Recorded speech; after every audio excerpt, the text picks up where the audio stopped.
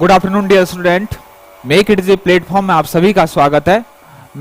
Lecture की series में बेटा हमने कल हमने किया था आपका टिग और मिग। आज का जो हमारा टॉपिक है वो है बेटा soldering and brazing.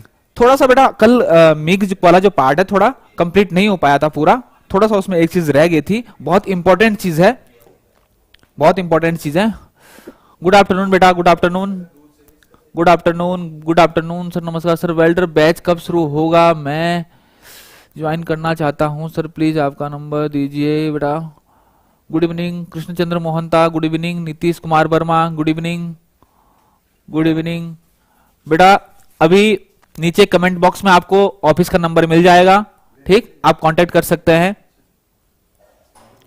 Comment box में आपको ऑफिशियल नंबर मिल जाएगा, अभी कमेंट बॉक्स में चेक करो, अभी मिल जाएगा आपको, आप कांटेक्ट कर सकते हो, ठीक है। कोई नहीं बेटा, शुरू करते हैं हम। बेटा कल हमने किया था टिग और मिग, टिग एंड मिग, ठीक। इसमें एक क्वेश्चन बेटा बहुत इंपॉर्टेंट पूछता है, मिग के केस में एक इंपॉर्टेंट क्वेश्चन इसमें पूछता है, mode of metal transfer, mode of metal transfer, mode of metal transfer मतलब वेल्ड पूल तक इलेक्ट्रोड से फिलर मेटल से, आपका इलेक्ट्रोड जो होता है आपका वहां से वेल्ड मेटल तक, या फिर मैं कहूं वेल्ड पूल तक जो मेटल का ट्रांसफर है वो कैसे होता है, उसके कितने माध्यम है आपके, ये चीज बेटा हम यहां पर देखने वाले हैं। तो 3 माध्यम बेटा मेरे होते हैं, 3 माध्यम जो है जनरली मैं सबसे ज्यादा जो यूज करता हूं, एक है ग्लोबुलर, ठीक, जिसको मैं हिंदी में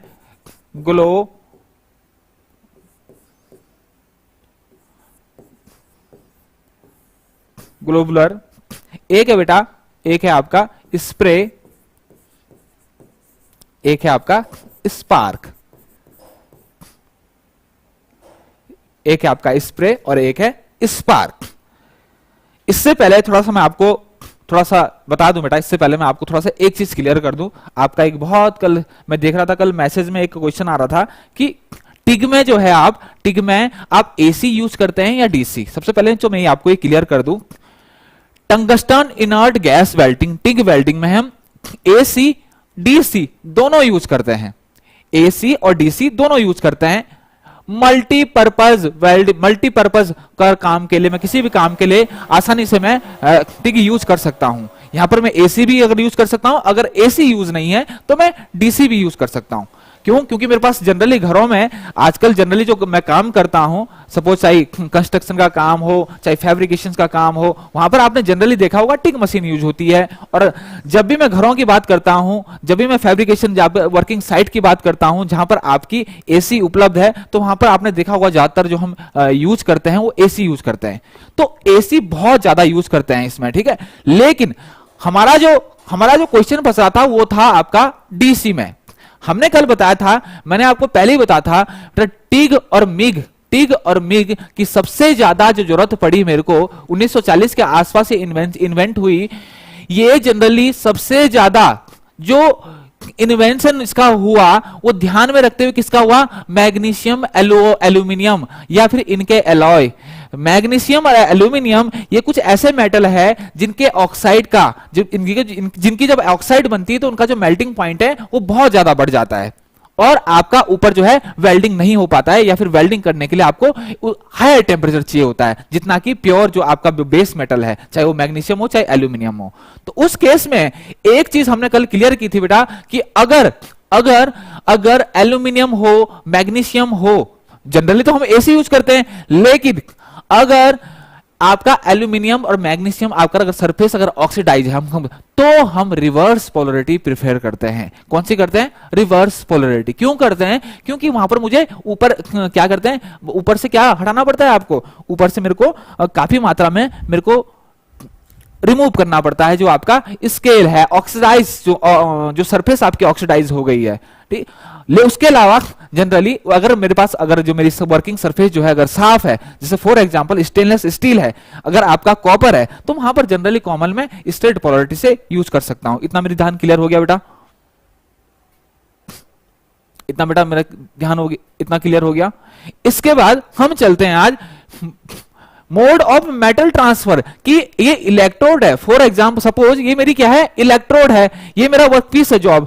इस इलेक्ट्रोड के माध्यम से जो मेटल ट्रांसफर हो रहा है, ये फिलर मेटल है, ये फिलर मेटल है, ठीक। सपोज यही मेरी इलेक्ट्रोड भी है, या फिर अलग से मैं फिलर मेटल दे रहा हूं।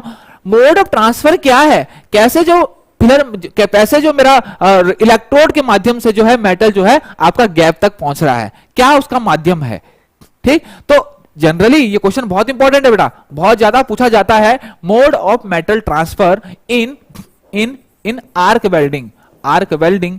और इसको इस तरीके से भी पूछता है, इसको इसकी जगह आपको दे देगा मिग, मिग दे देगा, मेटल इनर्ट गैस वेल्डिंग, या फिर M metal gas MgAW, sorry GMAW, या फिर गैस मेटल आर्क वेल्डिंग लिख सकता है आपका mode of metal transfer in arc welding, या फिर लिख सकता है mode of metal transfer in gas metal arc welding, या फिर मिग वेल्डिंग। सबसे पहला जो मोड ऑफ ट्रांसफर होता है वो ग्लोबुलर ग्रेविटेशनल फोर्स से। आपके बूंदों के, आपने देखा होगा जब यहां से कोई चीज पिघलेगी तो बूंद की वो क्या एक ड्रॉपलेट की तरह जो है नीचे गिरेगी, ग्रेविटेशनल फोर्स के कारण नीचे गिरेगी, गैप में गिरेगी, और वहां पर क्या हो जाएगा आपका, वो ज्वाइंट के बीच में भर जाएगा। तो इसको कहूंगा बेटा मैं ग्लोबुलर, ग्लोबुलर बूंद की तरह ऊपर से पिघली बूंद की तरह वो गैप में गिर गई ग्रेविटेशनल फोर्स के कारण। ये हो गया आपका ग्लोबुलर। ये वाला ग्लोबुलर जो मेटल ट्रांसफर होता है, ये जनरली हमने जो मैनुअल आर्क वेल्डिंग होती है, जनरली जो हम आर्क वेल्डिंग देखते हैं, जो हमारी वर्कशॉप में भी होती है, जनरली हम फैब्रिकेशन शॉप में भी देखते हैं, वो जो वहां पर जो मोड ऑफ मेटल ट्रांसफर होता है, सिंपल आर्क वेल्डिंग है, वो कौन सी होती है, ग्लोबुलर। वो कौन सा होता है, ग्लोबुलर। अच्छा दूसरी बात करें स्प्रे, स्प्रे। अच्छा सबसे एक चीज बेटा, ग्लोबुलर के केस की मैं बात करूं, ग्लोबुलर की केस की बात करूं तो ये वहां पर होता है जहां पर आपका low current and voltage, low current and voltage, जहां पर लो करंट एंड वोल्टेज हो वहां पर मैं क्या करता हूं, वहां पर क्या होता है, ग्लोबुलर मेटल जो ट्रांसफर होता है वो कैसे होता है, ग्लोबुलर। इतनी बात मेरी क्लियर हो गई। जहां पर जो आपका करंट एंड वोल्टेज है आपका क्या, आपका लो है, ज्यादा नहीं है, कम है, वहां पर क्या होता है आपका ग्लोबुलर मेटल ट्रांसफर होता है। स्प्रे कहां पर होता है, और जनरली जो स्प्रे होता है बेटा ये कहां पर होता है, स्प्रे हो स्पार्क हो, ये किसमें होता है आपका, मिग वेल्डिंग में, मिग वेल्डिंग में। ये कहां पर होगा, जहां पर आपका करंट जो होगा आपका वो क्या होगा, बहुत ज्यादा होगा आपका, हाई करंट, हाई करंट। तो वहां पर आपका जो मोड ऑफ मेटल ट्रांसफर होगा वो कैसा होगा, स्प्रे। क्या हो, कैसा होगा, स्प्रे। इतना बेटा आप ध्यान रखेंगे हमेशा, और यही आपका क्वेश्चन पूछा भी। और एक क्वेश्चन कुछ इस तरीके से पूछा जाता है, एक क्वेश्चन कुछ इस तरीके से पूछा जाता है कि इसके साथ एक और दे देगा, कुछ भी दे देगा, कुछ भी दे देगा, ब्रेजिंग, यहां पर लिख देता है ब्रेजिंग फॉर एग्जाम्पल, ठीक। इन चारों में से कौन सा, इन चारों में से कौन सा जो है वेल्डिंग में मोड ऑफ मेटल ट्रांसफर नहीं है, निम्नलिखित में से कौन सा मोड ऑफ मेटल ट्रांसफर नहीं है। तो इनमें से कौन सा नहीं है, इनमें से कौन सा नहीं है, इनमें से ब्रेजिंग नहीं है। ब्रेजिंग क्या है आपका, ब्रेजिंग क्या है, एक वेल्डिंग है। इतनी बात मेरी क्लियर होगी। तो ग्लोबुलर, स्प्रे, स्पार्क, ये क्या है, mode of metal transfer, brazing आपका नहीं है। इतनी बात मेरी क्लियर होगी, इतनी बात क्लियर होगी मेरी। मोड ऑफ मेटल ट्रांसफर क्या क्या होते हैं आपके, ग्लोबुलर, स्प्रे और स्पार्क। यहां पर भी जो आपका, यहां पर इस वाले में भी आपका, कि यहां पर क्या होता है आपका, लो करंट एंड वोल्टेज, ठीक। मिग अगर वेल्डिंग में बोलूं, MiG welding, metal inert gas welding बोलूं या गैस मेटल आर्क वेल्डिंग में बोलूं, वहां पर जो सबसे ज्यादा और जिसमें सबसे अच्छी जो आपकी वीड भी बनती है, सबसे अच्छी जो बनती है वो किसमें बनती है? आपकी स्प्रे। इसीलिए यही मिग वेल्डिंग में जो मोड ऑफ मेटल ट्रांसफर है वो कौन सा है? आपका स्प्रे। इसके अलावा ऐसा नहीं कि ये बिल्कुल भी नहीं होते, ये भी होते हैं, लेकिन सबसे ज्यादा जो आपका मोड ऑफ मेटल ट्रांसफर, सबसे ज्यादा जो ट्रांसफर हो रहा हो, कैसे हो रहा है? आपका स्प्रे से। इतनी बात मेरी क्लियर हो गई? इतनी बात मेरी क्लियर हो गई? इतनी बात मेरी क्लियर हो गई? तो ये था बेटा मोड ऑफ मेटल ट्रांसफर। इससे एक क्वेश्चन बनता है, बहुत इंपॉर्टेंट है, बहुत इंपॉर्टेंट है। Mode of metal transfer, globular, spray, spark. इतनी बात मेरी क्लियर हो गई? ठीक, आगे बढ़ते हैं, आगे बढ़ते हैं, आगे बढ़ते हैं। नेक्स्ट हमारा टॉपिक है वो है आपका soldering, soldering and brazing, soldering and brazing. Start करने से पहले अगर आपने बेटा पुरानी वीडियोस अगर देखी होगी, अगर नहीं देखी है तो आप जरूर देखें।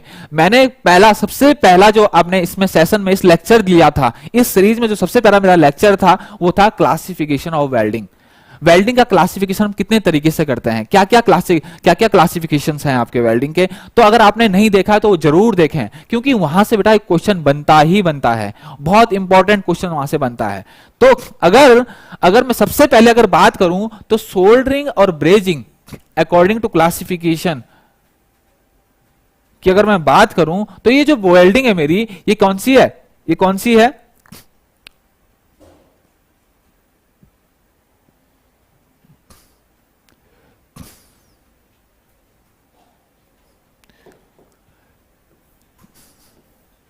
ये जो वेल्डिंग है ये कौन सी है मेरी? ये जो वेल्डिंग है ये मेरी कौन सी है? अगर मैं बोलती हूं on the basis of filler material, on the basis filler material के अनुसार, अगर मैं फिलर मटेरियल के अनुसार अगर देखूं तो ये मेरी कौन सी? On the basis of filler material, filler material, filler material. मुझे जल्दी से बताओ, फिलर मटेरियल के बेसिस पे ये कौन सी, ये दो जो वेल्डिंग है कौन सी वेल्डिंग है? ये किस क्लासिफिकेशन में आएगी? ये on the basis of filler material, on the basis of filler material, on the basis of filler material. Soldering और ब्रेजिंग जो आएगी वो किस कैटेगरी में आएगी? हेट्रोजीनियस वेल्डिंग में। किस में आएगी? Heterogeneous welding.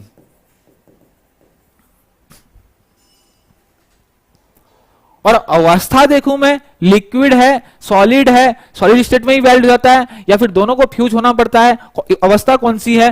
तो दूसरी चीज बेटा, ये जो वेल्डिंग है ये कौन सी है? ऑन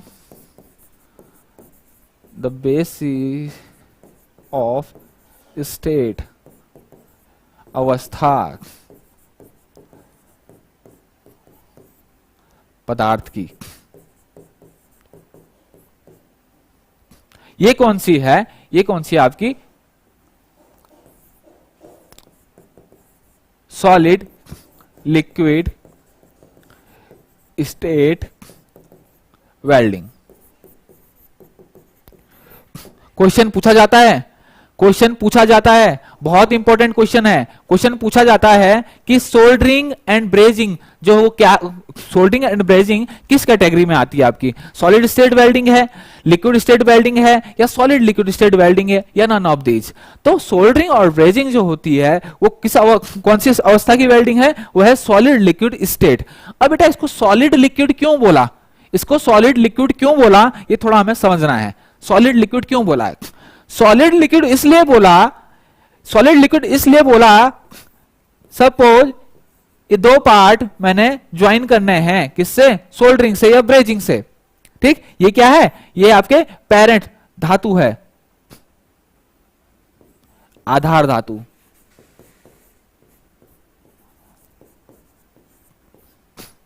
आधार धातु। ठीक, ये क्या है मेरा? ये क्या है मेरा? ये फिलर मेटल। ये क्या है मेरा? पूरक धातु, पूरक धातु। ये मेरी ऊपर पूरक धातु है और नीचे क्या है? आधार धातु। मतलब ये क्या है? Filler metal. ये क्या है आपका? Filler metal. और ये क्या है आपका, ये आपका क्या है, बेस मेटल या फिर पेरेंट मेटल।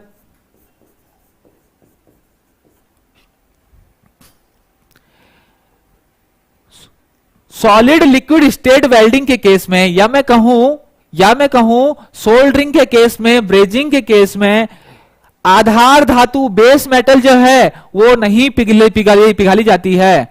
ये धातु जो है, धातु नहीं पिघलती है, नहीं पिघाली जाती है, नहीं पिघाली जाती है। क्या सॉलिड लिक्विड स्टेट वेल्डिंग में आधार धातु जो है वो पिघाली नहीं जाती है। पिघलता कौन है, पिघलाया किसको जाता है, केवल फिलर मेटल को, पूरक धातु को पिघलाया जाता है।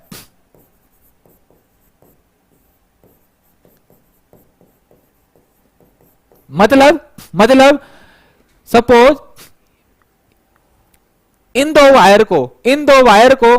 वायर को मैंने क्या करना है, सोल्डरिंग या ब्रेजिंग से क्या करना है, ज्वाइन करना है इन दोनों पार्ट्स को। तो इसमें क्या करूंगा मैं, ये जो दो बेस मेटल है इनको फ्यूज नहीं करूंगा, इनको मेल्ट नहीं करूंगा, इनके बीच में जो गैप है या इनके ऊपर मैं क्या कर दूंगा, इनके ऊपर मैं आपका फिलर मेटल पिघला के डाल दूंगा। इतनी बात मेरी क्लियर होगी। इसीलिए इसको कहते हैं सॉलिड लिक्विड स्टेट वेल्डिंग। आपका जो आधार धातु है ये सॉलिड रहता है, सॉलिड स्टेट में ही वेल्ड हो जाता है, सॉलिड स्टेट में रहता है, और फिलर मेटल जो होता है ये क्या है, लिक्विड स्टेट में, मतलब लिक्विड स्टेट का मतलब ये मेल्ट होता है। इतनी बात मेरी क्लियर हो गई, इतनी बात मेरी क्लियर हो गई, इतनी बात मेरी क्लियर हो गई। कोई प्रॉब्लम इसमें? मैंने कुछ नहीं किया, हमने अभी क्या पढ़ा, सोल्डरिंग और ब्रेजिंग को कैसे क्लासिफाई करते हैं हम on the basis of filler material. अगर मैं देखूं तो मेरी जो वेल्ड किस वेल्डिंग में आएगा, ये हेट्रोजीनस वेल्डिंग। हेट्रोजीनस वेल्डिंग बेटा वो वेल्डिंग होती है जहां पर मैं फिलर मटेरियल का यूज करता हूं, लेकिन ऐसा जरूरी नहीं कि फिलर मटेरियल वैसा ही हो जैसा कि मेरा आधार धातु है, पेरेंट मेटल है, बेस मेटल है। इतनी बात मेरी क्लियर हो जानी चाहिए, इतनी बात मेरी क्लियर हो जानी चाहिए। अच्छा एक चीज बेटा, एक चीज और, हम टिग वेल्डिंग पढ़ रहे थे। टिग वेल्डिंग एक चीज, कुछ पॉइंट होता है ना स्लिप हो जाते हैं, लेकिन जैसे दिमाग में आते हैं तो आपको बता दिया जाता है। ऐसा नहीं है कि जैसी रिकॉल होते हैं वो तो आपको बता दिया जाऊंगा या नेक्स्ट सेशन में या जैसी याद आता है। टिग वेल्डिंग में फिलर रॉड और आपका जो इलेक्ट्रोड होता है उसका एंगल भी बेटा कभी कभी पूछ लिया जाता है टिग वेल्डिंग में।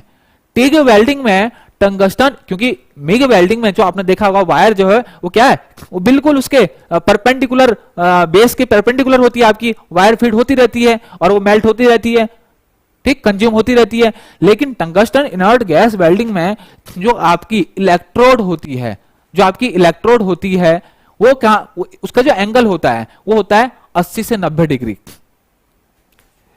मिग वेल्डिंग में sorry, TIG welding electrode angle ये कितना होता है, 80 से 90 डिग्री।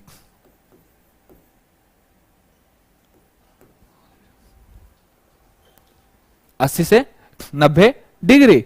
और फिलर मटेरियल, या इसको मैं बोल सकता हूं फिलर रॉड,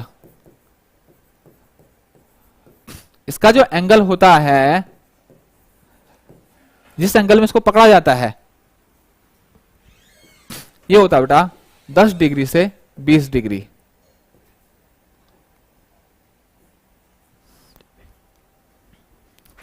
ये होता है आपका 10 डिग्री से 20 डिग्री। इतना मेरे क्लियर हो गया होगा, इतना क्लियर हो गया होगा, इतना क्लियर हो गया होगा, ठीक।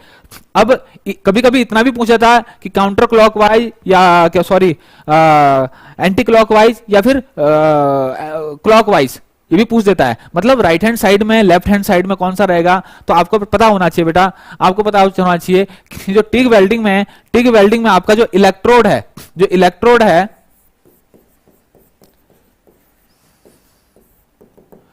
इलेक्ट्रोड जो है वो कहां रहेगा आपका,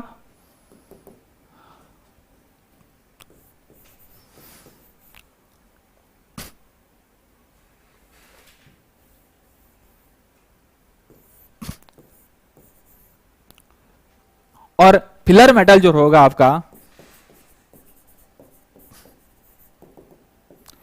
वो होगा आपका क्या, किधर, वो होगा क्लॉकवाइज, ये बेटा काउंटर क्लॉकवाइज, क्लॉकवाइज डायरेक्शन।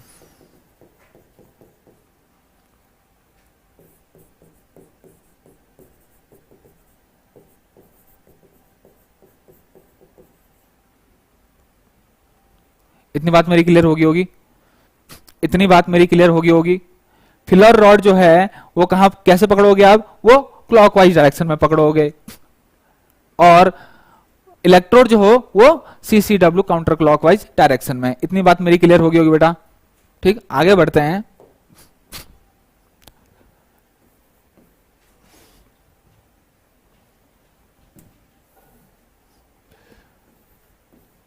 अब आते हैं सोल्डरिंग पे।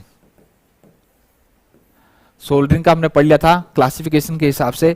सोल्डरिंग क्या होता है, सोल्डरिंग और ब्रेजिंग कैसे एक दूसरे से अंतर है, एक क्वेश्चन तो यही बनता है, एक क्लासिफिकेशन का बनता है। एक चीज मैं आपको बता चुका हूं, मुकेश कुमार 60 से 70, 60 से 70 क्या होता है बेटा, 60 से 70 मुकेश कुमार, देखो 60 से 70 जो आप बता रहे हो वो आप गैस वेल्डिंग हम पढ़ते थे, तो वहां पर गैस वेल्डिंग की टेक्निक पढ़ते थे हम, लेफ्ट हैंड वार टेक्निक, राइट हैंड वार टेक्निक। यहां पर जनरली जो एंगल टिग वेल्डिंग के केस में जो होता है बेटा 80 से 90 डिग्री पे हम क्या रखते हैं, अपनी टॉर्च रखते हैं। इतनी बात मेरी क्लियर हो गई।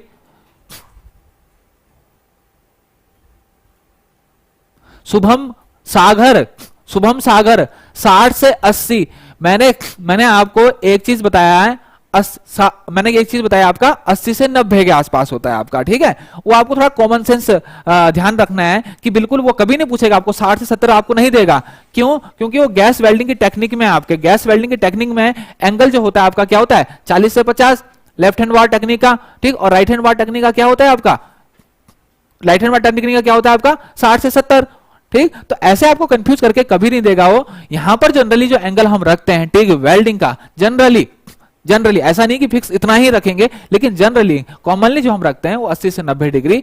और इलेक्ट्रोड का जो यहां पर हम देखा होगा आपने, जितनी भी वेल्डिंग टेक्निक हमने देखी है गैस वेल्डिंग की, यहां पर जो इलेक्ट्रोड है उसका एंगल बहुत ज्यादा है, बहुत ज्यादा है। कॉमन जनरली हम गैस वेल्डिंग टेक्निक में इतना एंगल जो है यूज करते नहीं है। यहां पर क्या है आपका टिग वेल्डिंग है, नॉन कंज्यूमेबल इलेक्ट्रोड है।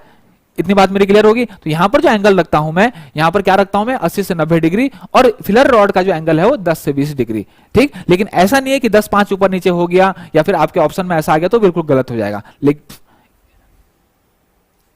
इतनी बात मेरी क्लियर होगी। हाँ बिल्कुल, मैं गैस वेल्डिंग की बात नहीं कर रहा बेटा, हम टिग वेल्डिंग की बात कर रहे थे। जो हमने यहां पर एंगल की बात करी, ये एंगल की बात करी जो हमने, वो किसकी करी, जो हमने एंगल की बात करी जो है वो हमने करी है टिग वेल्डिंग के केस में। इतनी बात मेरी क्लियर होगी। चलो आगे बढ़ते हैं।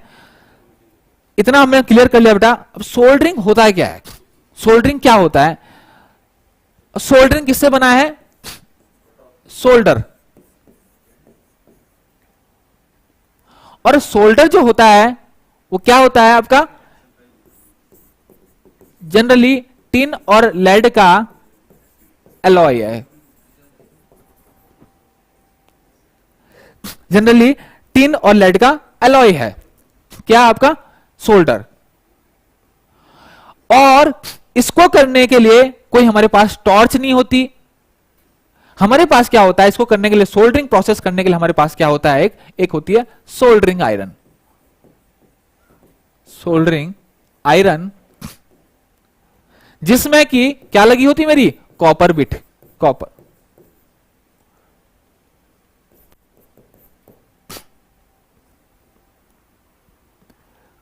अब जो ये सोल्डर होता है, अब जो सोल्डर होता है, देखो सोल्डरिंग और ब्रेजिंग कैसे एक दूसरे से अलग है, कैसे एक दूसरे से जनरली जो क्वेश्चन में पूछा जाता है वो एक टेम्परेचर के बेसिस पे वो अलग कर देता है। वो टेम्परेचर है 427 डिग्री सेल्सियस। वो टेम्परेचर क्या है?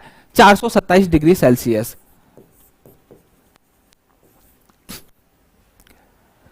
अगर फिलर मटेरियल आप सोल्डरिंग के लिए यूज कर रहे हो, और फिलर मटेरियल जो सोल्डरिंग के लिए, सोल्डर यहां पर क्या है? ये किस चीज का काम कर रहा है? यहां पर फिलर मटेरियल, पूरक धातु का काम यहां पर कर रहा है। तो अगर इस फिलर मटेरियल का जो मेल्टिंग पॉइंट है वो 427 डिग्री से कम है, तो हम इसको बोल देते हैं सोल्डरिंग। अगर किसी ज्वाइंट को बनाने के लिए मैं वहां पर जो फिलर मटेरियल यूज कर रहा हूं उसका अगर मेल्टिंग पॉइंट जो है वो 427 डिग्री से कम है, सेल्सियस से कम है, तो उसको मैं बोल देता हूं सोल्डरिंग वाली कैटेगरी में रखता हूं उसको। अगर इससे ऊपर है तो मैं इसको लिख देता हूं, इसको बोल देता हूं मैं ब्रेजिंग कॉमनली। ठीक, इसको मैं क्या बोलूंगा? ठीक, इधर आ जाता आपका सोल्डरिंग, इधर आता है सोल्डरिंग,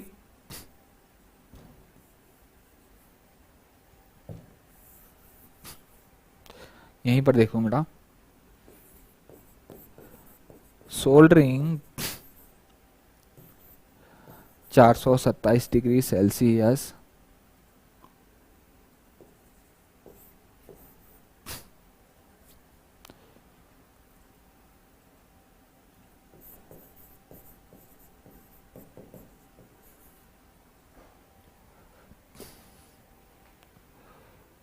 मतलब बीच की कड़ी जो है आपकी 427 डिग्री सेल्सियस है। अगर जनरली, क्यों मैं इसलिए बोल रहा हूं बेटा, ये कॉमनली जो आपका क्वेश्चन पूछा जाता है 427 डिग्री सेल्सियस पे ही पूछा जाता है कि 427 डिग्री सेल्सियस से अगर नीचे हैं तो उसको आप क्या बोलोगे? अगर फिलर मटेरियल जो आप यूज कर रहे हो तो उसको बोलेंगे मैं सोल्डरिंग, और उससे ऊपर है तो उसको मैं बोलता हूं ब्रेजिंग। एक एमसीक्यू तो आपका यहां से ये बनता है। ठीक, दूसरी चीज अब हम यहां सोल्डर की बात कर रहे हैं बेटा, तो सोल्डर भी यहां पर सोल्डर, और सोल्डर क्या होता है आपका? सोल्डर होता है आपका फिलर मेटल, पूरक धातु होता है, इसको आप बोलते हो पूरक धातु। तो ये सोल्डर जो होता है बेटा, सोल्डर जो होता है ये भी आपके दो तरीके के होते हैं आपके, जो आप यूज करते हैं यहां पर।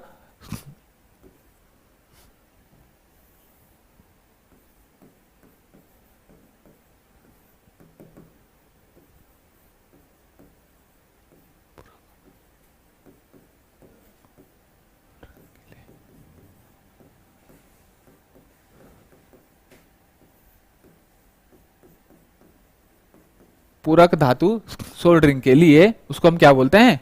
सोल्डर कहते हैं। अब ये सोल्डर भी जो होता है बेटा, ये दो तरीके के होते हैं आपके। एक होता है आपका सॉफ्ट सोल्डर, और एक होता है आपका hard solder.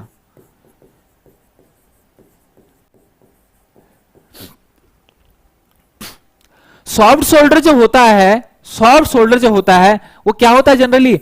Alloy of tin and lead. और अलग अलग रेशियो में, अलग अलग रेशियो में क्या होते हैं आपके? सोल्डर होता है अलग अलग रेशियो में। एक आपका क्या होता है, अगर मैं कहूं टिन और लेड का, अगर मैं बोलूं टिन एंड लेड रेशियो, तो अलग अलग टाइप के आपके सॉफ्ट सोल्डर होते हैं, अलग अलग टाइप के आपके सॉफ्ट सोल्डर होते हैं।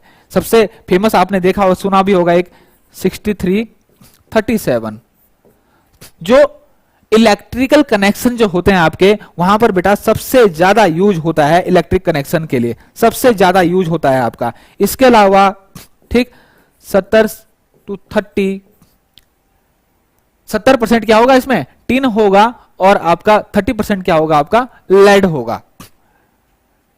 मेरी बात इतनी क्लियर होगी बेटा? इसके अलावा 60 से 40 एक आता है आपका 50-50, जिसको हम बोलते हैं कॉमन पर्पज। ठीक, एक आता है बेटा आपका, उल्टा कर दो, एक इसका जस्ट उल्टा, पहले वाले का जस्ट उल्टा कर दो, या कभी कभी इसका रेशियो चेंज कर देते हैं, इसका 32-68 भी कर देते हैं, या फिर इसको इस तरीके से हम रेशियो जो रखते हैं वो ये भी रख सकते हैं 37,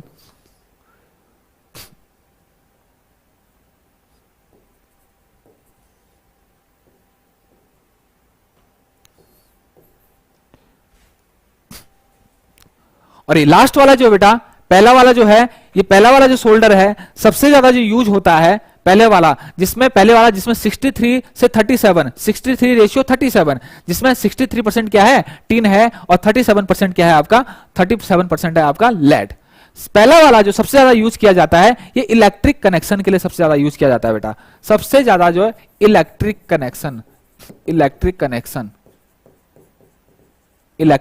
कनेक्शन के लिए बहुत ज्यादा यूज किया जाता है। और लास्ट वाला जो आप देख रहे होंगे बेटा, इसको प्लम्बर सोल्डर भी कहते हैं, इसको प्लम्बर सोल्डर भी कहते हैं। लास्ट वाले को कभी कभी क्वेश्चन पूछ भी देता है, लास्ट वाले को प्लम्बर सोल्डर भी कहा जाता है, लास्ट वाले को प्लम्बर सोल्डर भी कहा जाता है।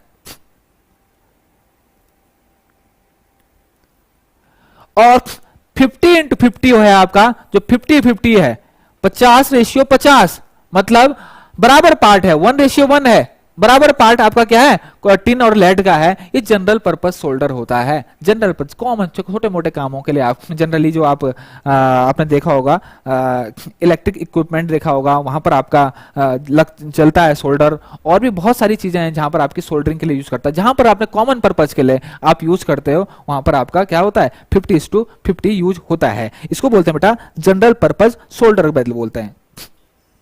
इतनी बात मेरी क्लियर होगी, इतनी बात मेरी क्लियर होगी। अच्छा, 70x30% है, 70x30% ये आपका होता है आपका एलॉय टिनिंग। और इसको भी मैं बताऊंगा बेटा, टिनिंग किसको कहते हैं, टिनिंग किसको कहते हैं, टिनिंग किसको कहते हैं।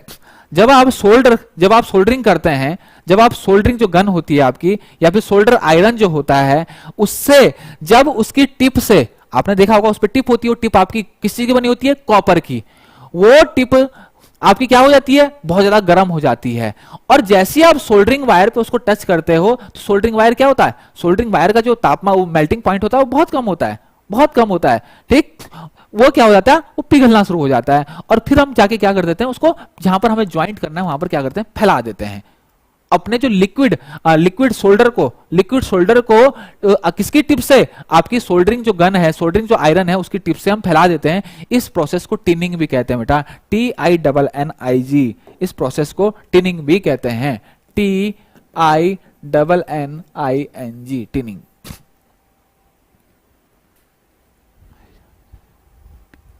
बिल्कुल सही बेटा, टिप जो है आपकी किस चीज की बनी होती है, कॉपर की। टिप जो बनी होती है आपकी किसकी, सोल्डरिंग आयरन की जो टिप बनी होती है वो किस चीज की बनी होती है, आपकी कॉपर की, ठीक। कॉपर का जो पता है आपको मेल्टिंग पॉइंट कितना होता है, अब 1082 के आसपास, आपका 1082 या 1084 डिग्री सेल्सियस की अगर बात करूं, तो इसका क्या होता है, आपका मेल्टिंग पॉइंट होता है कॉपर का। मेरी बात क्लियर होगी। टिन का बेटा तापमान बहुत कम होता है, टिन जितना ही ज्यादा मात्रा में होगा उतना ही मेल्टिंग पॉइंट जो उसका कम होगा। हमने अलग अलग कैटेगरी अभी पढ़ी ना, हमने अलग अलग कैटेगरी पढ़ी है किसकी, आपकी उसकी, हमने अलग अलग कैटेगरी पढ़ी है उसकी, एक मिनट, हमने अभी अलग अलग कैटेगरी पढ़ी है किसकी, सोल्डर की, और रेशियो के हिसाब से हमने अलग अलग कैटेगरी की, कौन सी कैटेगरी किस रेशियो में हम कहां पर यूज करते हैं। तो एक चीज क्लियर है बेटा, क्योंकि टिन का जो मेल्टिंग पॉइंट होता है वो 232 डिग्री सेल्सियस के आसपास है। टिन का जो मेल्टिंग पॉइंट होता है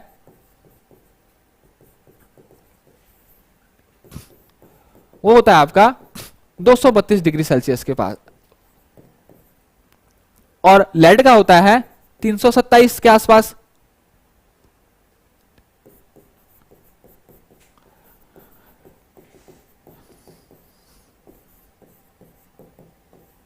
तो एक चीज क्लियर है कि लेड की मात्रा, या मैं इसको कहूं कि लेड की मात्रा कम है, या फिर टिन की मात्रा अगर ज्यादा है, जितनी ज्यादा आपकी टिन की मात्रा होती जाएगी उतना ही क्या आपका जो आपका सोल्डर है उसका जो मेल्टिंग पॉइंट है वो कम होता जाएगा, कितना ही कम हो जाता है, होता जाएगा।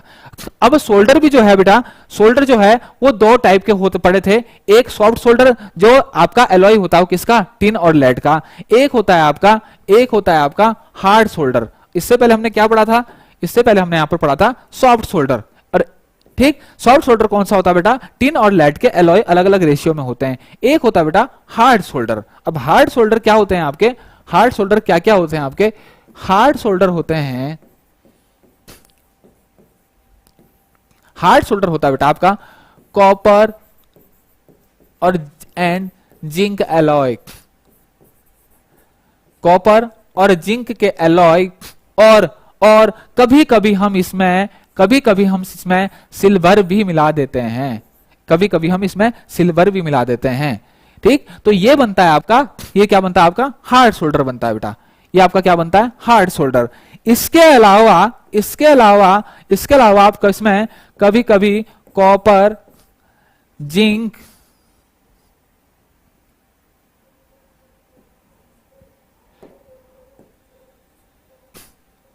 कॉपर, जिंक एंड निकल भी मिलाते हैं फिलर मटेरियल, हार्ड सोल्डर। और जब भी देखो, अब तक हम बात कर रहे थे, देखो कंफ्यूज नहीं होना बेटा, हम एक चीज क्लियर कर रहे थे, सॉफ्ट सोल्डर, हम बात कर रहे थे सोल्डरिंग और ब्रेजिंग, सोल्डरिंग और ब्रेजिंग। तो वहां पर अगर एक टेम्परेचर के बेसिस पे अगर हमसे पूछता हो 427 डिग्री सेल्सियस या 450 के आसपास, तो हम उसको क्या करते हैं कि भाई 427 से कम अगर मेल्टिंग पॉइंट है फिलर मेटल का, तो उसको हम सोल्डरिंग बोल देते हैं, और 427 से ऊपर है तो हम उसको ब्रेजिंग बोल देते हैं।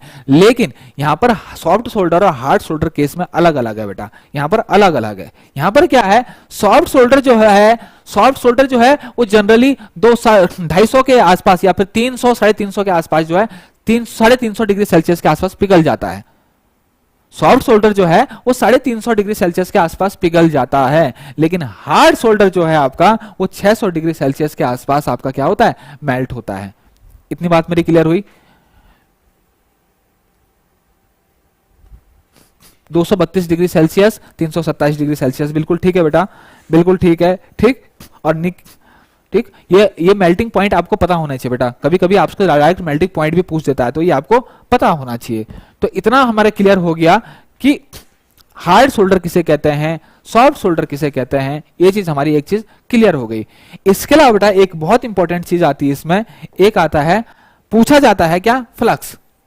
मैं वो चीज आपको बता रहा हूं बेटा जिस चीज से क्वेश्चन बनते हैं, जिस चीजों से क्वेश्चन बनते हैं।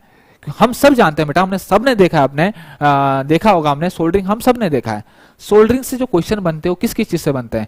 एक आपका मेल्टिंग पॉइंट पूछ देगा सोल्डर का, एक पूछ देगा आपका किस चीज का एलॉय होता है। जो सोल्डर होता है वो क्या होता है? वो फिलर मेटल होता है सोल्डरिंग करने के लिए, वो किस किस चीज का एलॉय होता है। या पूछ देगा कौन सा सोल्डर कहां यूज होता है, रेशियो अलग अलग पूछ देगा। या ये बोल देगा कि हार्ड सोल्डर जो होता है वो किस चीज का बना होता है।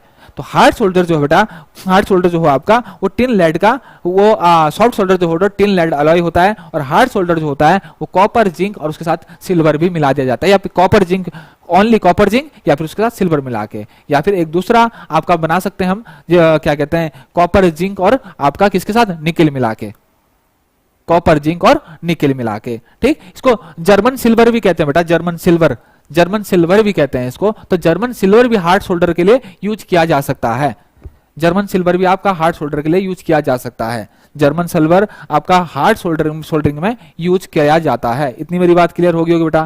फ्लक्स की अगर मैं बात करूं बेटा, फ्लक्स जो यहां पर सबसे ज्यादा जो यूज होता है आपका सोल्डरिंग में, वो होता है आपका जिंक क्लोराइड। ठीक, और ज्यादातर अगर आपने देखा होगा इलेक्ट्रिकल कनेक्शंस, आपने देखा होगा अगर आप इलेक्ट्रिकल इक्विपमेंट जो होते हैं उनमें अगर काम करता है कोई, वहां पर उसमें अगर उनको कोई ज्वाइन करना होता है, कोई टांका लगाना होता है, अगर आपने देखा होगा टीवी रेडियो वाले के यहाँ पर गए होंगे, तो वहां पर जो आपने देखा होगा वहां पर क्या ज्यादातर रेजिन्स ये लोग यूज करते हैं, रेजिन, जिंक क्लोराइड और रेजिन जो है सबसे ज्यादा जो है आपका फ्लक्स यूज होता है किसमें? सोल्डरिंग में। इतनी बात मेरी क्लियर होगी बेटा। और इनसे ही क्वेश्चन बनते हैं, इससे ही क्वेश्चन बनते हैं।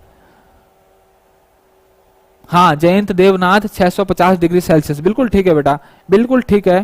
ठीक, ये क्या होता है? हार्ड सोल्डर का जो है मेल्टिंग पॉइंट होता है आपका। क्लियर हो गया? कितना क्लियर हो गया बेटा? इतना क्लियर हो गया? कोई प्रॉब्लम? अच्छा, इसके बाद हम आगे बढ़ते हैं बेटा। इसके बाद अगर हम आगे बढ़ते हैं, नेक्स्ट हम करते हैं ब्रेजिंग। ब्रेजिंग। सबसे पहली बात, यहां पर जो आपका फिलर मेटल होगा, देखो एक ही चीज से दोनों चीज अलग हो रही है। फिलर मेटल जो होगा आपका, फिलर मेटल का मेल्टिंग पॉइंट 427 डिग्री सेल्सियस से 427 डिग्री सेल्सियस से ज्यादा होता है।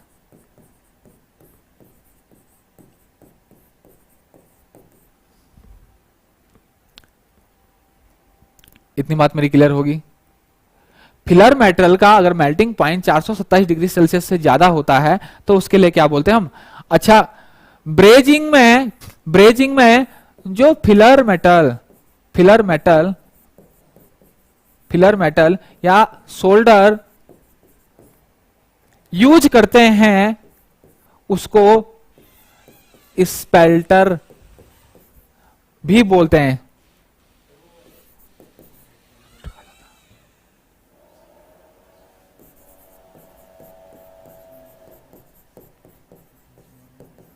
बहुत इंपॉर्टेंट है बेटा, क्वेश्चन पूछता है, यहां से क्वेश्चन पूछता है। स्पेल्टर क्या है? स्पेल्टर क्या है आपका? ये क्या है आपका? सोल्डर या फिर फिलर मटेरियल फॉर ब्रेजिंग।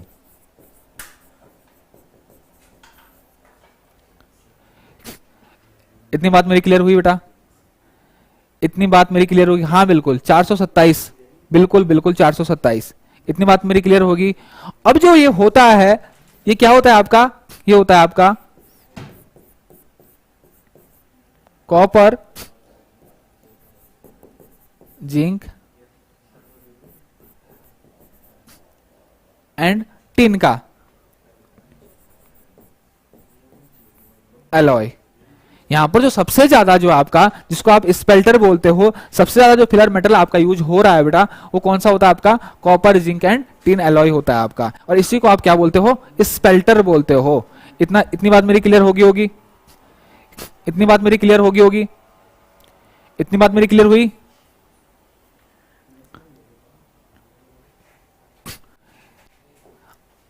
इसके बाद अगर फ्लक्स की अगर मैं बात करूं, फ्लक्स की मैं बात करूं, और एक चीज बेटा, और एक चीज और, इसके अलावा बेटा, इसके अलावा यहां पर zinc chloride and ammonium chloride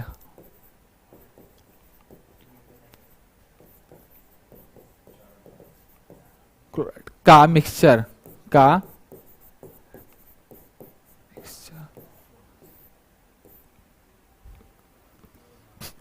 zinc chloride, resin, zinc chloride, ammonium chloride का मिक्सचर, ये सोल्डरिंग में आपके क्या होते हैं? फ्लक्स यूज होते हैं। क्लियर हो गया? क्लियर हो गया? अगर हम ब्रेजिंग की बात करें बेटा, ब्रेजिंग की हम बात कर रहे थे, तो यहां पर जो फ्लक्स यूज होता जाता,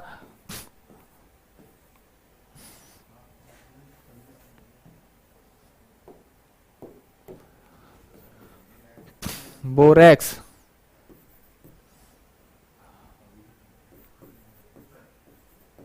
बोरिक एसिड, फ्लोराइड, बोरेट,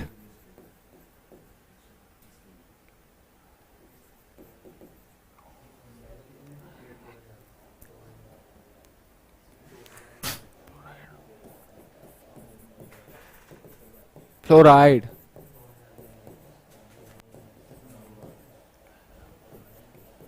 ये क्या होते हैं आपके? इसमें फ्लक्स यूज होते हैं। किसमें? आपके ब्रेजिंग में। और सबसे ज्यादा जो आपके एमसीक्यू में पूछा जाता है बेटा, वो पूछा जाता है क्या? बोरेक्स में। जैसे आपके सोल्डरिंग में, आपका जो सबसे ज्यादा तो क्वेश्चन में, एमसीक्यू में आपका जो ऑप्शंस रहते हैं, वो रहता है आपका सोल्डरिंग में क्या रहेगा? आपका जिंक क्लोराइड। सबसे ज्यादा जो पूछा जाता है, वो पूछा जाता है आपका जिंक क्लोराइड सोल्डरिंग में। वैसे ही फ्लक्स अगर मैं करूं, ब्रेजिंग की बात अगर करूं, ब्रेजिंग की बात करूं, तो यहां पर जो फ्लक्स होता है वो कौन सा होगा? आपका बोरेक्स। किसी को बिल्कुल बिल्कुल, जयंत देवनाथ, जयंत देवनाथ, बिल्कुल ठीक, सही, ठीक है। यहां पर बेटा कॉपर जिंक टिन, इसके अलावा वैसे बहुत सारे होते हैं बेटा।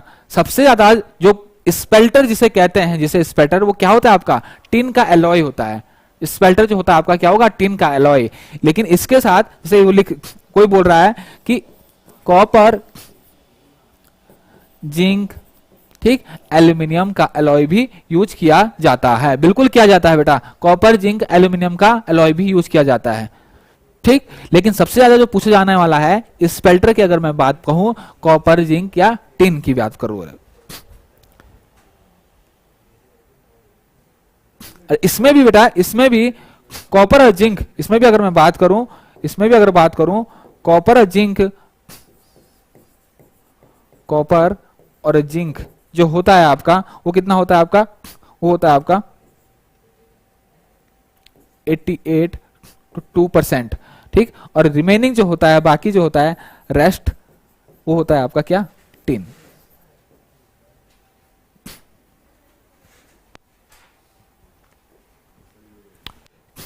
इतना क्लियर हो गया होगा बेटा,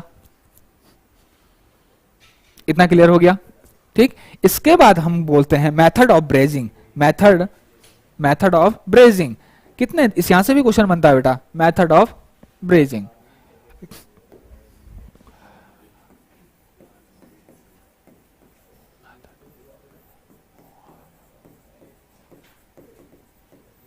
मेथड ऑफ ब्रेजिंग,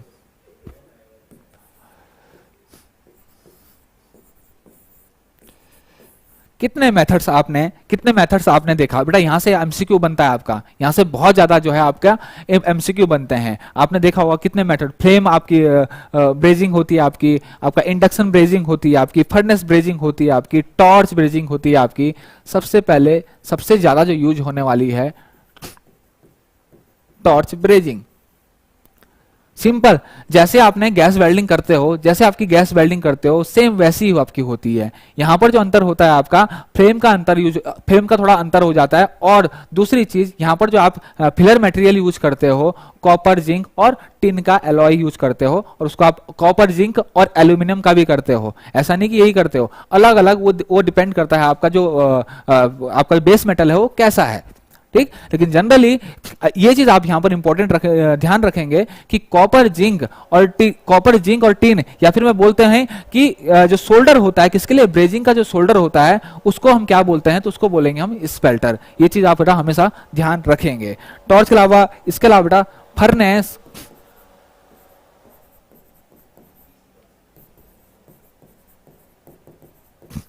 इसके अलावा इंडक्शन,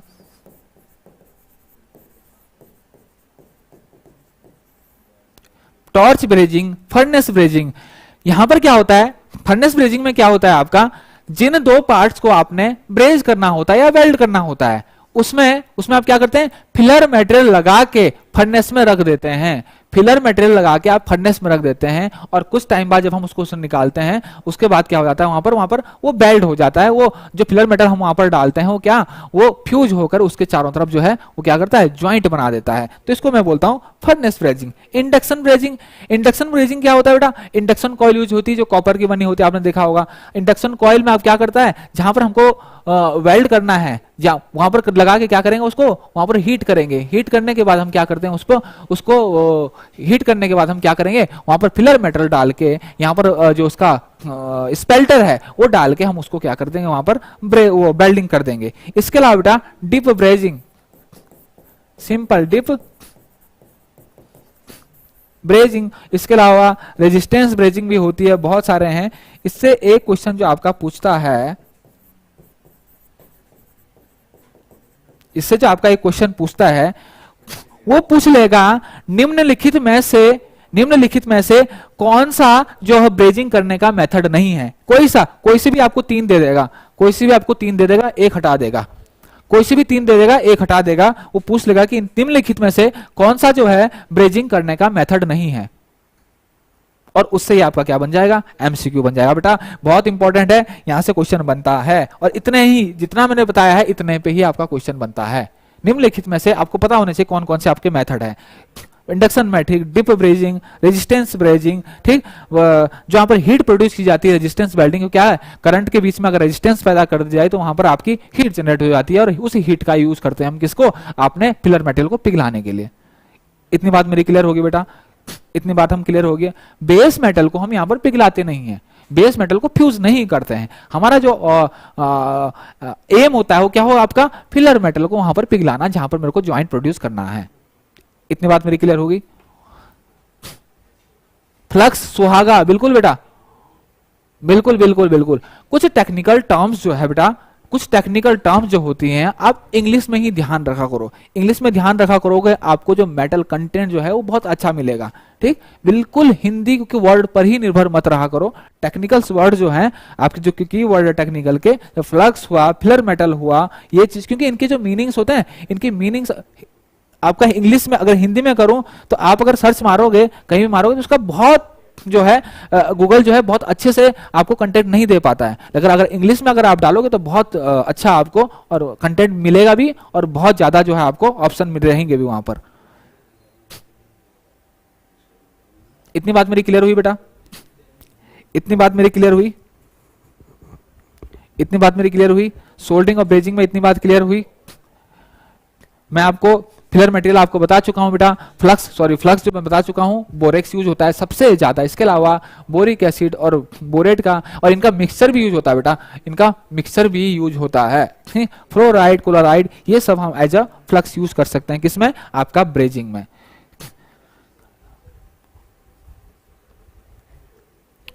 किसी को कोई प्रॉब्लम, किसी को कोई प्रॉब्लम बेटा इतने में? ठीक है बेटा, आज के लिए इतना ही, कल इसी टाइम मिलेंगे हम दोबारा। Okay, thank you.